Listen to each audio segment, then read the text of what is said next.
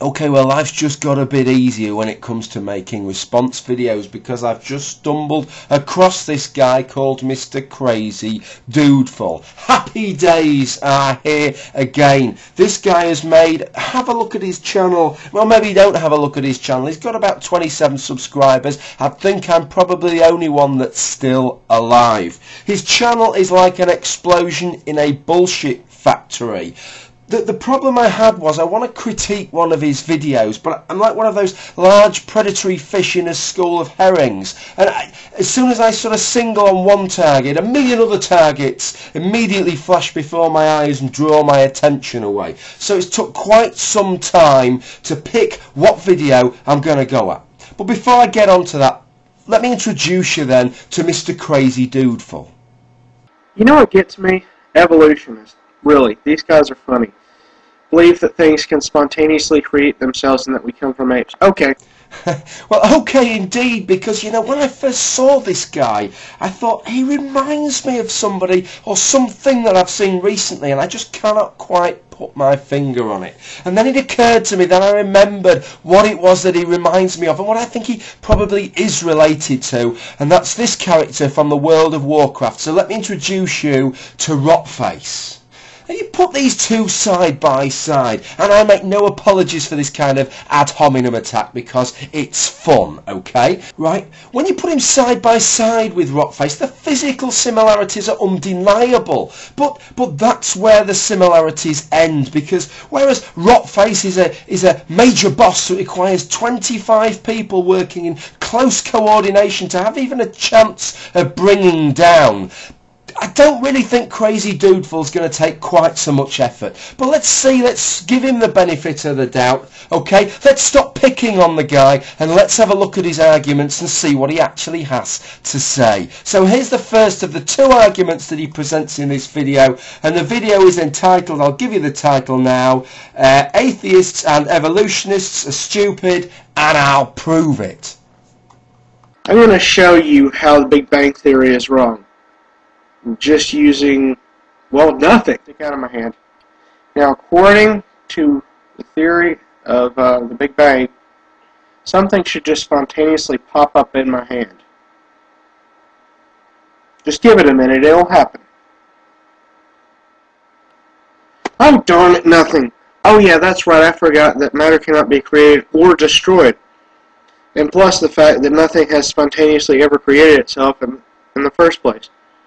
Okay, it's easy to pick holes, isn't it? I mean, we could be churlish, couldn't we? We could be churlish about it. We could point out to the guy that the Big Bang makes no comment on the origin of the singularity, you know? And what does it even mean? Is it even meaningful to talk about creation of the universe when that's the start of time? Creation is a temporal process. How can you have creation outside of time? Ah! What does it all mean? Nobody knows, do we? At least some of us are honest enough to say so. What I want to do instead is look at his experiment. What does his experiment consist of? He's stuck his hand out and he's expecting the universe to form there in the palm of his hand. It doesn't happen, it just doesn't happen at all, and that's his proof against the Big Bang Theory. So I want to conduct a little experiment because this guy prefers the biblical account. Now he likes the New International Version of the Bible, so let me read you from Genesis chapter 2. God, this is going to be boring. Right, but for Adam no suitable helper was found. Poor Adam, I added that bit. So the Lord God caused the man to fall into a deep sleep, and while he was sleeping, he took one of the man's ribs. He must have been a fucking deep sleeper. I added that bit as well. And closed up the place with flesh. Then the Lord God made a woman from the rib woman he had taken out of the man, and he brought her to the man. So there you go. That's how Eve is created. New International Version, Genesis chapter 2. So why don't we conduct this as an experiment as well? Okay, let's give it a go. So here you go. Here's one of my rather flabby looking ribs, God. So go on, let's have it. You've got a few minutes. Go on, make a woman. Go on, I'll even pretend to be asleep if you want, but make a woman and make her, I want a gorgeous blonde with big tits and no pubes, okay? So here you go on. No, nothing's happening. So there you go. There you go, Mr. Crazydudeful. That's disproven your Genesis account, hasn't it? And yes, that is just how stupid your stupid argument is. But it gets worse. If anybody thought that this was an even remotely stupid argument he's made, wait until you see the next one. The next one is even worse. Here we go, Mr. Crazydudeful. Okay, what about animal evolution? Could not disprove that one, could I? Oh, wait a minute. Yes, I could. Because if animal evolution were true, then only humans would exist. Because your theory says that all animals have to come from less primitive species. Well, then, why are there dogs and humans?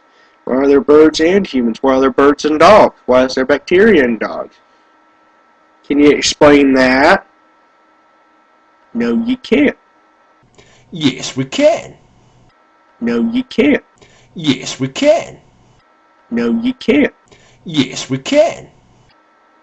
You can't because evolution isn't true. It's impossible to be true. So that must mean that the good old Bible is always right. That's what it means. The good old Holy Bible has to be right. You know, the first time I saw this, I thought, this guy doesn't really know very much about evolutionary theory. He doesn't even understand the principle of a speciation event. So I thought I'd look at a few more of his videos, but it actually turns out he's clarified this. No, he is actually an expert on evolution, knows all about it. So I know all of the arguments that atheists and evolutionists make, because I made them before. So there you go, this is a man at the top of his game. There's not a lot that we can tell him about evolutionary theory, but even though he said that, I'm still going to have a go. I want to give him an example of speciation. I thought maybe I should keep it close to home, just to make sure the point is driven home. So what I'm going to do is I'm going to do the speciation of Mr. Crazydudeful.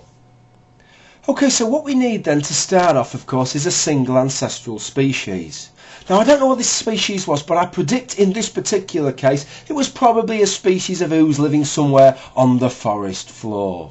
As time went by, the ooze became successful and it started to migrate and live in different geographical environments. In this case, the ooze is now living in the Ice Crown Citadel on one hand and the film set for Deliverance on the other. But this is still the same species of ooze. But note, now they're living in different geographical environments and they have different environmental pressures acting on them. Of course, under these sets of circumstance, natural selection will take a different course because natural selection is the response to these different environments. So with these different environments then, and over lots of time, we end up with two separate species somewhere down the line. Of course, we know in this case, we end up with Rotface on one hand, and we end up with Mr. Crazydudeful on the other. You know, this kind of geographical isolation of populations can and does lead to speciation events all the time. And it's a very interesting phenomena, and it's very interesting in the way to the strength and direction to which natural selection can work on the two separate populations. You can easily see from this example that morphologically speaking, Rotface has remained a lot closer to the ooze than has Mr. Crazydudeful, whereas Mr. Crazydudeful mentally has remained a lot closer to the ooze than has Rotface. Maybe that's me being a bit unfair there, maybe that's me being a bit snide, a bit over the top. I'll tell you what I'll do, I'll draw a line under this, I'll end the video here, but what I'll do is I'll just leave you with a clip of Rotface and then you can decide which one has mentally advanced the most for yourselves. Thank you for watching the video, bye for now. I think I made an angry poo-poo. It's gonna blow!